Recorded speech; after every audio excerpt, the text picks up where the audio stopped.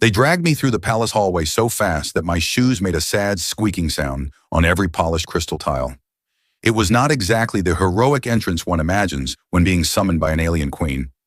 I didn't even get to finish my sandwich. It was still in my hand, trembling slightly, like it understood we were both in danger. The guards flanking me looked like walking statues, towering, silver-armored, with glowing circuits pulsing across their chests. One of them kept glancing at my sandwich with mild suspicion, as if it might bite him. I whispered, "It's just turkey." But he didn't respond. They rarely do. The palace doors opened with a deep, ancient hum, and a wave of cool air washed over me. The throne room was enormous, the kind of place designed specifically to make visitors feel very, very small. Translucent pillars rose like frozen lightning, and the ceiling displayed drifting constellations that shifted whenever I blinked. At the center of all this cosmic extravagance sat Queen Alira, her long ears angled upward like elegant blades of light. She stared at me with the calm patience of someone who had already decided my fate long before I stumbled into her orbit. "Human," she said, her voice echoing across the chamber. "Step forward." I looked behind me just to check if there might be another human she was talking to. Unfortunately, it was only me, my sandwich, and a guard who seemed ready to vaporize me if I made any sudden moves. I stepped forward anyway, because that felt like the polite thing to do when a queen addresses you. Queen Alira studied me for so long that I began to wonder if my hair was sticking up weirdly. Her gaze was sharp enough to file metal. "You have been chosen," she announced, "for a matter of great importance." I nodded cautiously. "I assure you, Your Majesty, whatever it is, I am almost qualified. Unless it involves math, or running, or anything hot." Her ears twitched, which I later learned was the royal version of raising an eyebrow. She lifted a hand, and the room dimmed slightly as if the entire palace leaned in to listen. "Prepare yourself," she said. "You will become my daughter's husband." I blinked, then blinked again. My brain made a quiet static noise. "I'm sorry," I managed. "I think your translator orb is malfunctioning. It sounded like you said husband and your daughter and me in the same sentence." The queen inclined her head. "The translation is correct. My decision is made." Somewhere behind me, one of the guards inhaled sharply, as if this announcement was dramatic even by palace standards. I made the universal sound of human panic. "Oh," Queen Alira continued as though I hadn't just suffered internal combustion. "You will be escorted to the preparation wing. There you will bathe, be evaluated, and be instructed in the customs of our royal house." "Evaluated," I repeated. "Like, graded?" "Yes, the scholars must determine whether humans have adequate bonding resilience and acceptable aesthetic symmetry."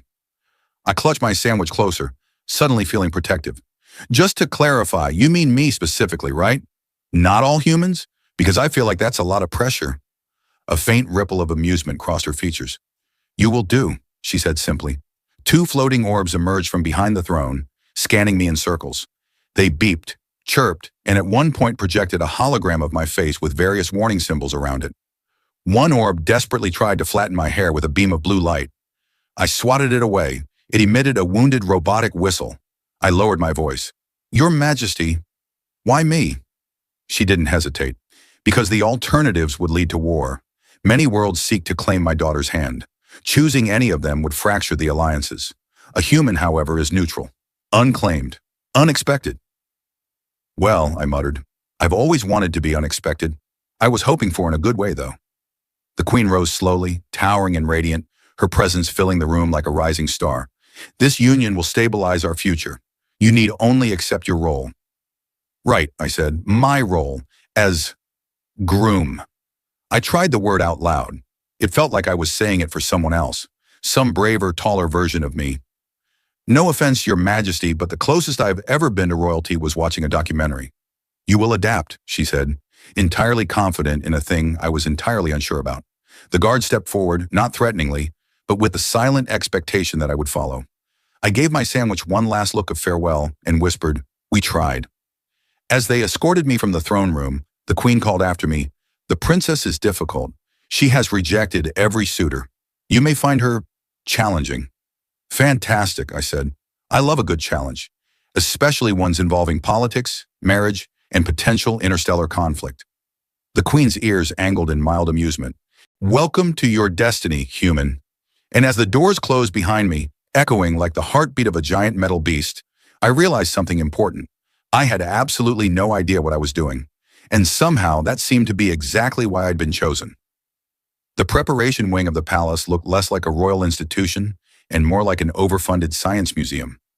Transparent walls pulsed with drifting shapes, corridors shifted angles as if trying to rearrange themselves around me, and floating platforms zipped by carrying stacks of glowing fabrics that were apparently clothing.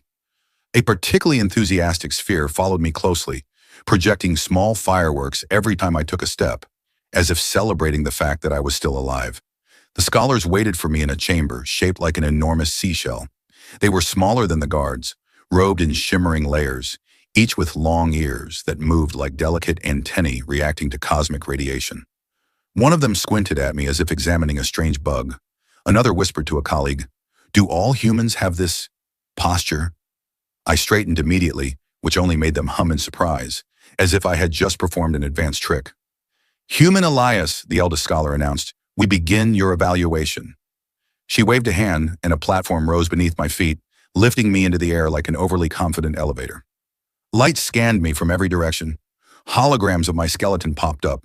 One screen zoomed in on my eyebrows specifically, and two scholars debated whether they were symmetrical enough for matrimony. "I can adjust them," I offered weakly. "I have a razor." "Somewhere, probably." They ignored me. Another scholar floated forward with a glowing device shaped like a hairdryer mixed with a spaceship engine. "We will test resilience levels." "Resilience to what?" I asked. The answer was a beam of warm energy that vibrated through my body and made my teeth hum. I yelped and nearly fell off the platform, but the scholars nodded approvingly. "Acceptably durable," one declared. "Slightly softer than expected, but that may be charming." The platform lowered me back to the floor, where a different device awaited, something that looked suspiciously like a medieval torture rack, but made of polished crystal. "Please lie down," a scholar said cheerfully. "No, thank you," I replied with the same energy I used when refusing suspicious leftovers in my fridge. "It measures stamina," she insisted. I sighed dramatically and climbed onto the device. It hummed, wrapped me in a light field, and began tilting slowly, as if deciding which angle would most embarrass me. When it finally released me, the scholars clapped politely. "Your endurance is higher than predicted," they said. "That's because I once worked a double shift during a blackout," I muttered, rubbing my back. The scholars tilted their heads simultaneously, which was somehow creepier than if they startled. "We do not know what a blackout is." "Be thankful," I said, "especially if your boss forgets where the generator is." Without warning, a new door slid open, and a ceremonial droid entered, tall and thin and glowing faintly blue. It spoke in a voice like a polite thunderstorm. "Human groom candidate, you will now meet the princess." I froze. My brain immediately started rearranging my emotions, like a malfunctioning file cabinet. Panic on top, confusion below, hunger shoved somewhere near the bottom.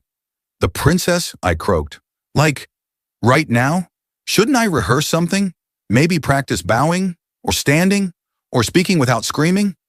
The droid placed a hand on my shoulder. "Calm yourself. The princess rarely incinerates visitor escorts without reason. That is not comforting." I followed the droid down a long corridor lined with curved walls that seemed to ripple with quiet energy. I wondered if the palace was watching me, judging me, possibly laughing at me. It would not surprise me. We finally reached a wide balcony overlooking a stunning expanse of floating gardens and drifting sky vehicles. And at the center of it all stood Princess Vela. She was striking, tall, poised, her long ears angled back in amusement or irritation, I couldn't tell which. Her hair flowed like liquid silver, her armor gleamed with radiant patterns that shifted with her heartbeat, and her expression suggested she had absolutely no patience for anything I represented. She turned as the droid announced me. I felt like a lab mouse being introduced to a panther. "So," she said, voice cool but sharp at the edges, "this is the human my mother dragged from the stars." I gave a small wave, which was probably the worst possible choice. "Hi. Yes, she dragged. There was also sandwich involvement." Her eyes narrowed. "You are smaller than I expected." "I get that a lot. I blame my diet and gravity." She circled me slowly, examining me like a rare artifact or possibly a defective tool. Her ears flicked once. "You do not look like a warrior." "Correct," I said proudly. "I look like someone who runs from warriors." Something changed in her expression, something subtle, a spark of amusement she tried to hide. "At least you are honest," she said. "I'm honest, terrified and mildly confused. It's kind of my brand. The princess stopped in front of me. Her gaze softened, barely, like a blade with its edge turned inward. My mother believes this union is necessary. I do not. She leaned closer. So tell me, human, will you collapse under pressure, or will you surprise us all? I didn't know. I really didn't. But I lifted my chin anyway, trying to look heroic instead of mildly nauseous. I can't promise I'll be impressive, I said, but I can promise I won't run away. Her lips curved, not a smile, but something adjacent, like she was willing to consider the idea. We shall see, she murmured. And in that moment, standing beneath alien skies with a princess judging me and floating gardens glowing around us, I realized something unsettling. I kind of wanted to see too.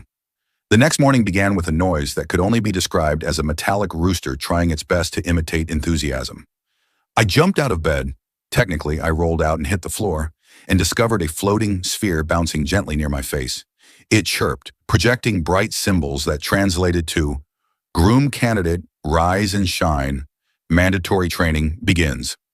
I muttered something that was definitely not royal protocol and followed the chirping sphere through the hall. The palace looked different in the morning light. Panels shifted to reveal glowing murals. Pathways reconfigured themselves for convenience or possibly entertainment, and one corridor had grown an unnecessary staircase overnight. When I tripped, it flashed red in victory. The training hall was enormous, with a domed ceiling showing various star systems. Princess Vela stood at the center, arms crossed, looking entirely awake in a way I was not emotionally prepared for. Her long ears angled slightly forward as she assessed me. "You're late," she said. "It was the floor's fault," I replied. "It attacked me." Her expression didn't change, but I caught the faintest twitch of amusement. "We begin with basic customs and etiquette," she said, "then combat practice." I stared at her. "In that order? Shouldn't we reverse it?" "I feel like combat might prepare me for etiquette." Vela ignored the comment and gestured toward a ceremonial instructor who appeared from a side panel. He was tall, elegant, with robes that shimmered like starlight, and a posture that suggested he had transcended the concept of fun centuries ago. "I am Master Liren," he said. "I will teach you the ways of the royal union, so you do not embarrass us in front of the noble houses." "I appreciate that," I said. "I embarrass myself enough on my own." He sighed with the weight of someone who already regretted his assignment. "Stand straight. Do not fidget. Do not speak unless addressed. Do not breathe too loudly." I blinked. "Should I just stop functioning entirely?" "That would be ideal," he muttered. Vela's lips twitched again. Master Liren began demonstrating various gestures, respectful bowing angles, proper hand placement during formal greetings, and how to avoid insulting nobles by accidentally mimicking mating signals. Apparently, humans did several things that were considered deeply suggestive, like scratching your neck or shrugging. I resolved to become a perfectly still statue. After etiquette came the combat practice, which was alarming because I didn't recall agreeing to that. A glowing drone drifted toward me, humming with calm menace. It had the shape of a large hummingbird mixed with a war machine, and its wings sparked with electric energy. "This training drone will test your reflexes," Viola said. "Reflexes," I repeated. "Mine are limited. I can dodge taxes, but that's about it." She tapped a panel, and the drone fired a bright orb of energy at me. I screamed, stumbled, and fell backward as the orb zipped over my head. The drone adjusted its aim. I scrambled to my feet. "I thought this was a test," I shouted. "It is," she said. "You are failing." The drone fired again. I ducked behind a pillar, which promptly slid away, abandoning me. "The palace likes to keep tests fair," Viola said. The next shot struck my arm, not painfully, but with a vibrating buzz that made my entire limb tingle. I yelped and flapped my arm like a malfunctioning bird. Master Liren sighed deeply. "This is painful to watch," he said. "It's painful to experience," I shouted back. The drone fired faster. I dove, rolled, ran in circles, and at one point attempted to reason with it. None of this worked. Finally, out of pure desperation, I grabbed a nearby decorative shield, which was not meant for actual defense. However, when the next orb struck it, the shield absorbed the blast and glowed brightly. I stared at it. Viola's ears perked. "Interesting," she said. "Is it resisting the energy?" I asked. "It is responding to your biometrics," she replied, studying me. "Our ceremonial shields are dormant. They do not activate for most, yet it activated for you." "Well," I gasped, holding the shield like a lifeline. "It probably feels sorry for me." But Viola stepped closer, eyes narrowed in thought. "No, It recognized you. Her voice was quiet, almost disturbed. I didn't know what that meant, but the drone certainly didn't care. It shot again. I lifted the shield instinctively, and the energy dispersed in a dazzling spiral. Vela watched intently. You may not be a warrior, she said slowly, but something in this palace accepts you. Can it accept me not being shot at? I asked hopefully. She deactivated the drone, and the room finally fell quiet. I collapsed onto the floor with all the dignity of a drop sack of laundry. Master Liren paced in a circle, muttering calculations to himself. The shield's reaction? Improbable. Incompatible with human physiology. Unless what? I asked. He looked at me with unsettling intensity. Unless fate truly favors you. I laughed nervously. Right. Fate. Huge fan of mine. But Vela wasn't laughing. She watched me carefully, as though something invisible had shifted. The beginning of a thread neither of us understood yet, stretched between a reluctant princess and the human she expected to fail. Training concludes for today, she said. Rest while you can. Tomorrow will be harder. Harder? I whispered, horrified. I thought today was the warm-up. Violet turned away, but not before I caught a faint smile she hid beneath her composed exterior. It was, she said, and for the first time since I arrived, I wasn't entirely sure if she meant it as a warning or as a promise. The next day began with a ceremonial robe attacking me. To be fair, the scholars insisted it was assisting me in dressing. But when a piece of fabric sprouts mechanical arms and tries to wrap itself around your head, the word assisting feels inaccurate. I staggered out of my chamber, half-robed, half-strangled, and Princess Viola was waiting with her arms crossed and her ears angled in obvious judgment. You are fighting your clothing, she observed. It started it, I replied, wrestling an overly enthusiastic sleeve back into place.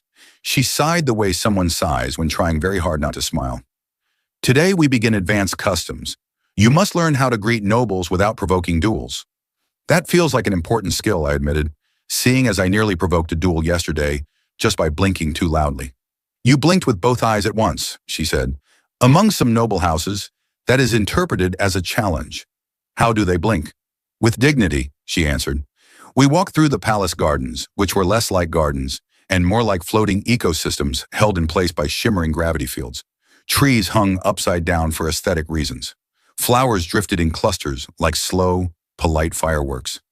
A small creature resembling a furry jellyfish floated past and tried to sit on my head, but Viola batted it away gently.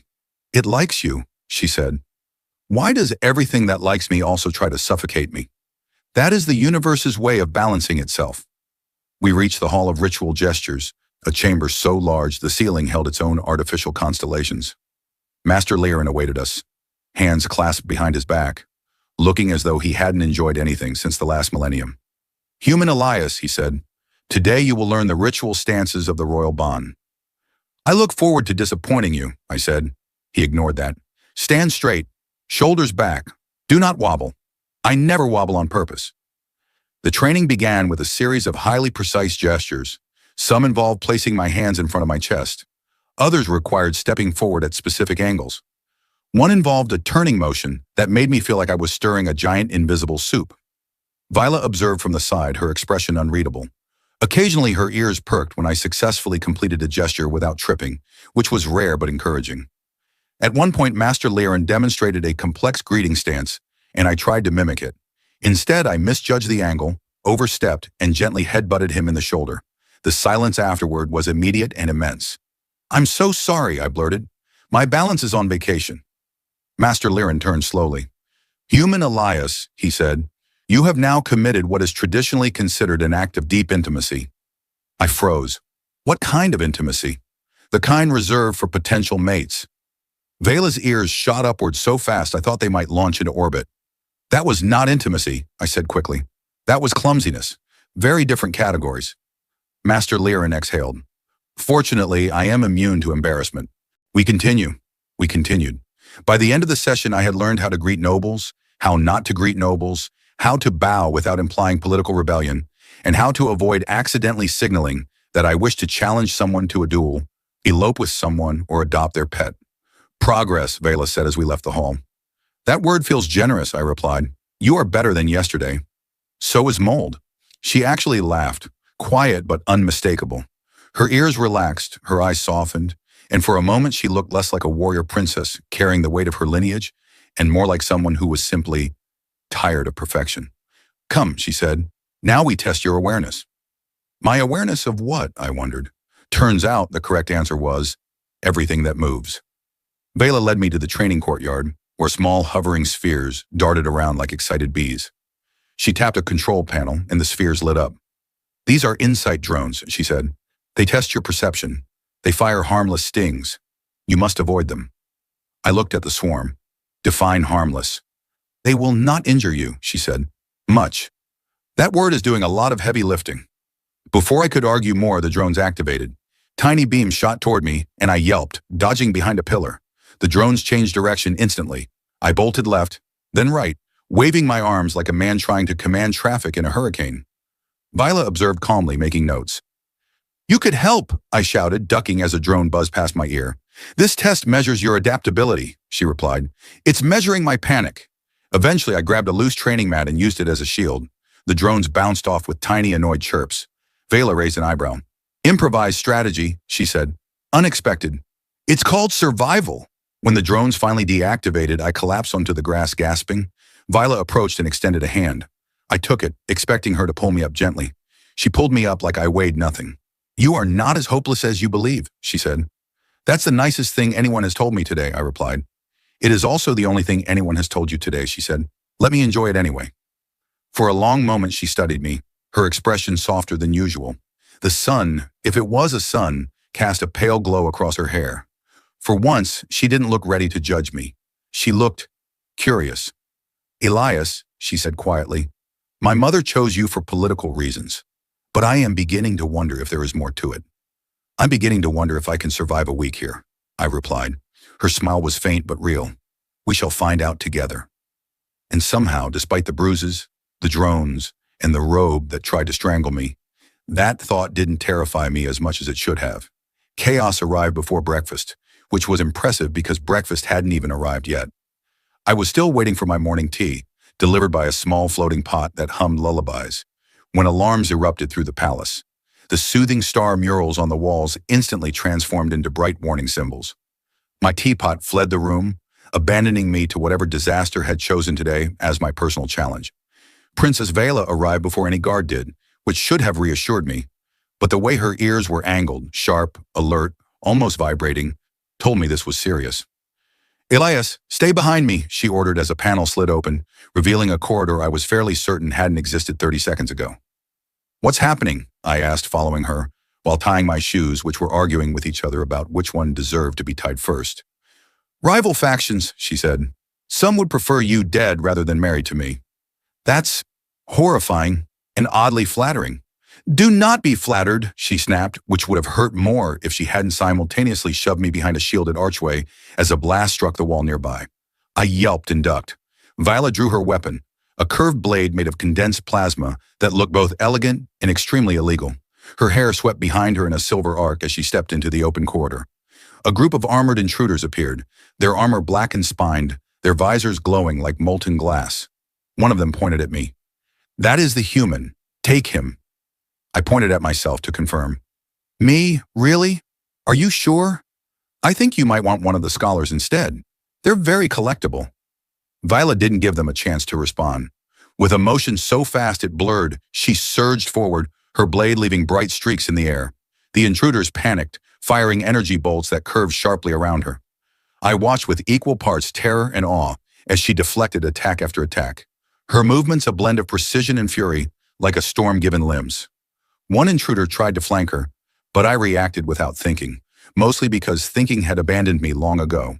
I grabbed the nearest thing I could find, which happened to be a ceremonial vase taller than I was, and shoved it toward him. The vase activated a hidden defense mechanism and exploded into harmless but extremely aggressive petals. The intruder fell backward, flailing as luminescent petals clung to his armor like angry butterflies. Viola finished the remaining attackers in a sweeping arc, then turned to me, chest rising with controlled breaths. "You threw a vase." "It was highly effective," I said. "It was a priceless artifact. It sacrificed itself bravely." She closed her eyes and exhaled. "We must move. There may be more." We ran. Well, she ran gracefully. I flailed behind her like a confused marionette, through another hallway that shifted into a protective tunnel. Alien soldiers loyal to the Queen appeared, forming a perimeter around us. One saluted Vela. "Princess, are you unharmed?" "Yes, secure the human." I coughed. "I prefer the term slightly fragile guest." Another soldier turned toward me. "Human Elias, stay close. If you wander, you may be vaporized." See, that's the kind of guidance I need in my life. We were escorted to a high balcony overlooking the glowing city. The sky was a swirl of lavender clouds and floating platforms that moved like migrating birds. Below us, defense drones zipped in coordinated formations. Even in chaos, this world remained impossibly beautiful. Vela stepped beside me, her armor cracked in one place from the fight. I noticed her hiding the damage, brushing a hand over the broken line as if it embarrassed her. "Are you hurt?" I asked. "It is nothing." "It looks like something." She hesitated, ears angling slightly downward.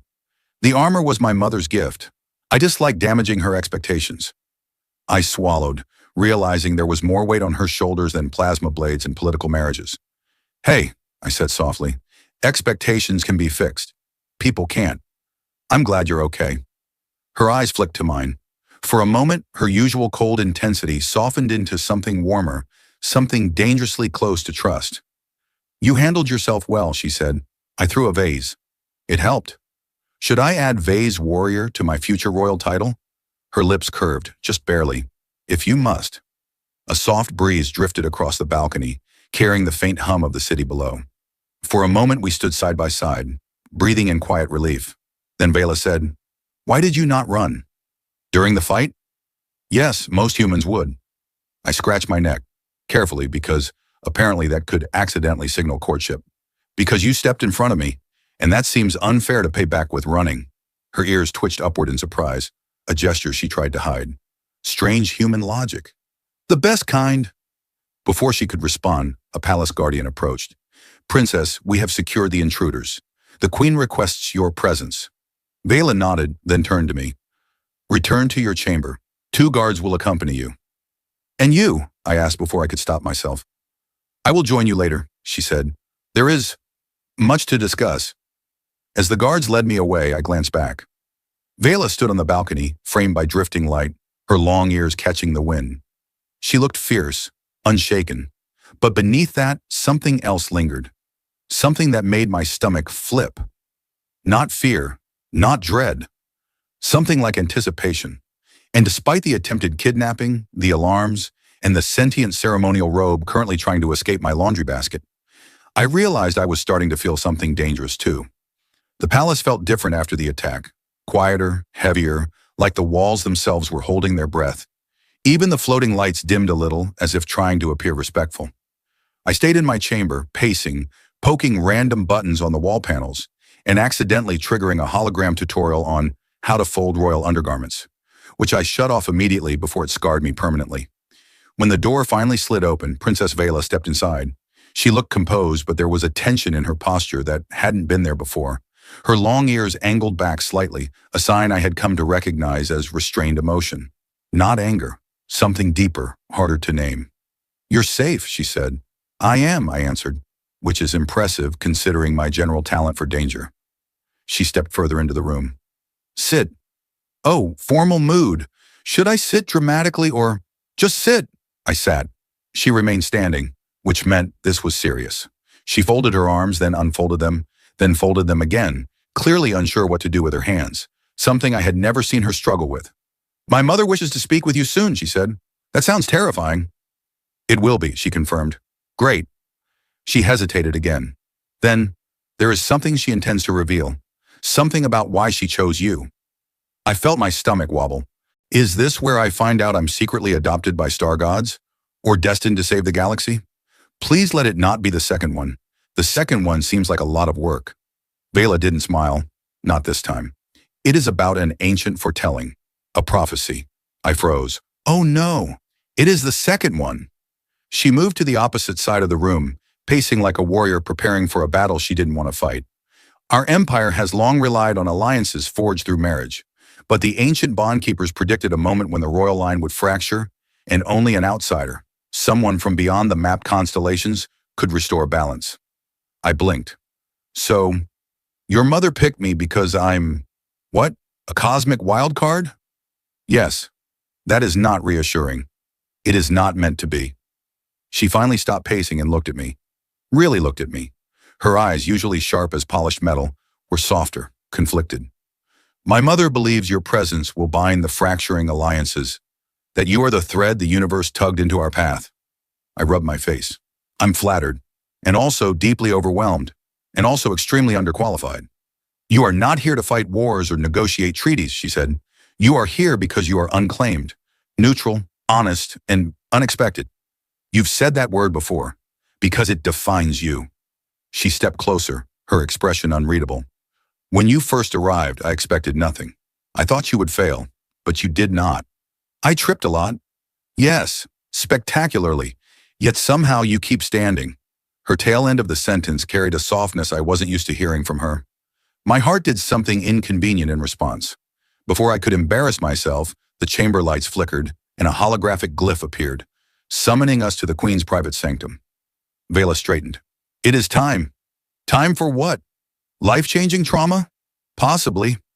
We walked through the palace in silence, accompanied by 2 guards and a ceremonial orb that kept bumping gently into my elbow, offering encouraging beeps.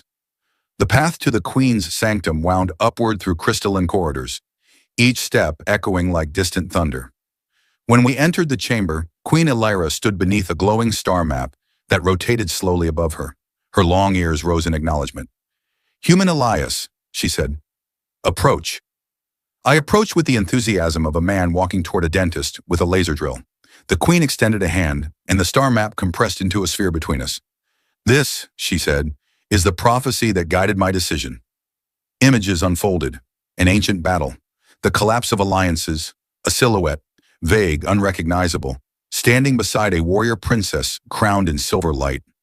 Vela inhaled sharply. The Queen continued. The outsider's presence stabilizes the royal bloodline and binds the hearts of divided worlds. You, Elias, fit the pattern. I held up a finger.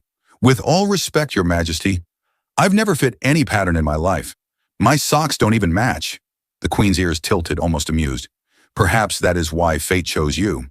But why me specifically? I asked. There are billions of humans. Vela answered quietly. Because you were the first human to cross the outer perimeter during the cycle of convergence. The prophecy requires chance, not intention. So I was chosen, I said slowly, because I was unlucky enough to be in the wrong place at the wrong time. The Queen corrected me. You were chosen because destiny bends around those who do not seek it. I exhaled hard. Okay, cool. Casual existential crisis. No pressure. Viola stepped to my side, closer than before, close enough that I could feel her presence like a shield. You are not alone in this, she said. I looked at her, startled. Are you reassuring me? Unfortunately, she said. Yes. And despite everything, prophecy, danger, looming political disaster, I found myself smiling. Because for the first time since arriving, she wasn't just tolerating me. She was choosing to stand beside me. The morning of the ceremony arrived far too quickly, which felt rude considering everything leading up to it. The palace buzzed with activity, scholars floating back and forth with scrolls that whispered, guards adjusting their armor plates with nervous clicks, and ceremonial orbs humming excitedly as if today were some intergalactic holiday. Even my robe was behaving, probably out of pity, draping itself over my shoulders without strangling me this time, a sign of cosmic mercy. Princess Viola entered my chamber wearing ceremonial armor I had never seen before. Silver and deep blue spiraled across its surface, patterns shifting like constellations caught in slow motion. A slender circlet rested over her forehead, not quite a crown but close. Her long ears tilted upward in composed elegance. She looked powerful, untouchable, terrifying, beautiful. You're staring, she said. Sorry, I muttered, just trying to remember to breathe. It is generally encouraged, she replied, stepping closer. Are you ready?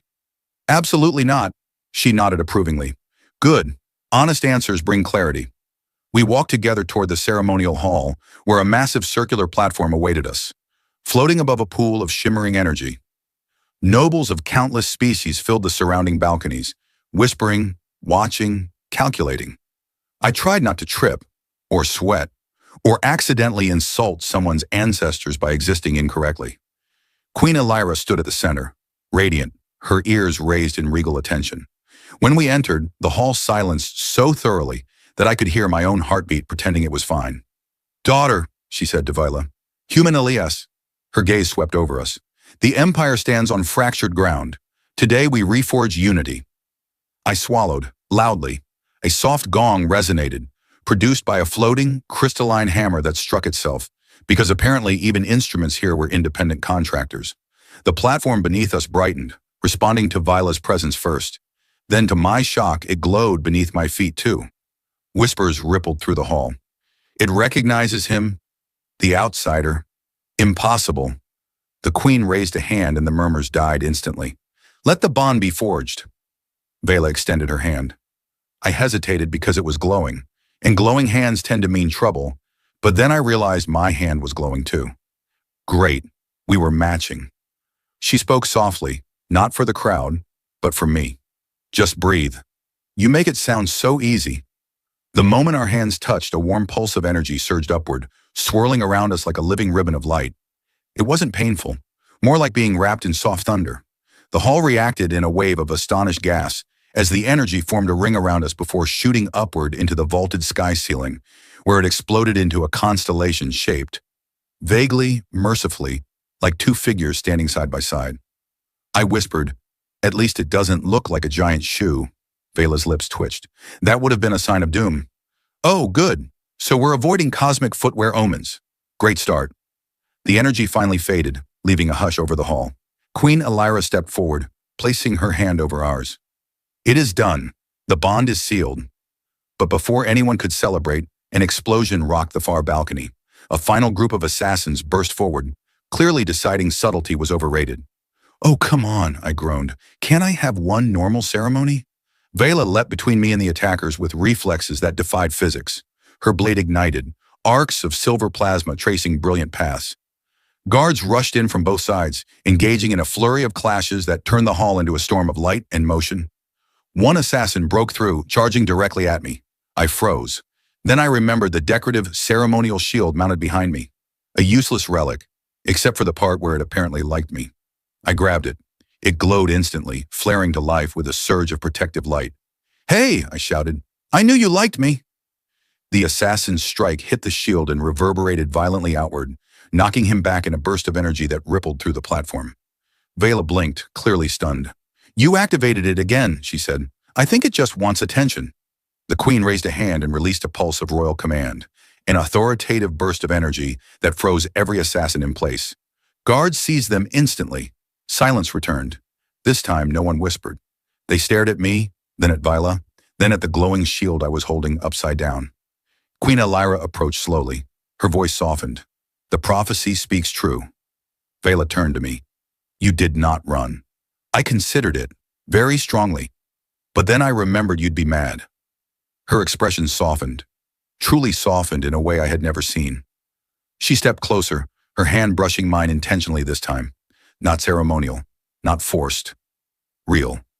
"You have changed since you arrived," she whispered. "I've changed?" I laughed quietly. "I was a sandwich-carrying technician. Now I'm... whatever this is." She tilted her head. "Someone who stands, even when afraid." "Well," I said, heart doing somersaults, "I had a good teacher." The hall resumed its breath, the crowd watching us with a new kind of silence. Not skeptical, not calculating, but accepting. The threat was gone. The bond sealed. The prophecy fulfilled. Queen Elira lifted her voice to the assembly. "Let it be known across the constellation realms. Unity has been restored." The hall erupted into light. As Vela and I left the platform together, hands still in hand, she leaned closer and murmured, "Our future will not be simple." I'd be suspicious if it was. Her laugh, quiet, warm, real, was the final piece that made everything feel anchored. I had arrived on this world terrified, confused, and wildly underprepared. Now, I wasn't much less terrified, still confused, and only slightly more prepared. But I wasn't alone, and somehow, impossibly, that